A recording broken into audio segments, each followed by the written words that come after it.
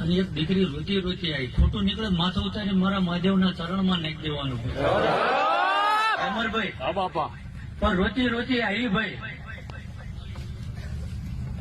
અને મને કે દેવના ઘરનો વખો આવ્યો છે ભાઈ. એટલે કીધું શું થયું ભાઈ? કે મારો ભાઈ હતો ને એનું કદાચ નાગ આપડી ગયો છે. શું કહું છું ભાઈ? તો ઠીક ગમનભાઈ, પણ 24 કલાકથી દવાખાને પડ્યા છે ભાઈ, અને ડોક્ટર એવું કે છે કોબરા છે ભાઈ. શું કહો? એટલે મેં કીધું ભાઈ દવાખાનાનો ઈલાજ થાય, હું શું કરું? કે કદાચ જો કદાચ તમારો મહાદેવ પાદરો હશે ભાઈ, અને કદાચ જો કદાચ 4 આંગળીની ભૂને બોલતી હશે. પિન્ટુભાઈ ખોટું જ બોલતો નહીં ને ભાઈ? હાચો દાદા હાચો. એટલે ગમનભાઈ દીકરીની આંખમાં જે ગમે એ નાચની હોય, મેં તો મારી દીકરી જ માની છે ભાઈ.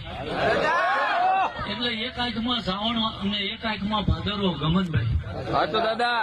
એટલે આ આંગળું જોઈને મારેથી રેવરાણું નહીં ભાઈ. એટલે મેં મારા ધર્મના થાકેલો તો હતો, પણ મારા ધર્મના દીવા હું નજર કરી.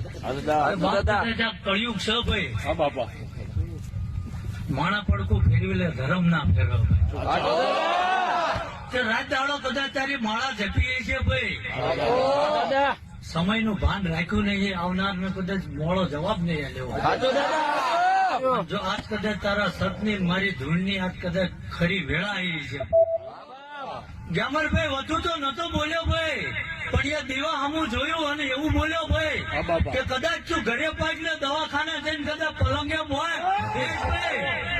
અને જો કદાચ એનું કાંડું ઝાલી ના તારો ભાઈ એવું કે ભોળા તો ઉરો પૂરો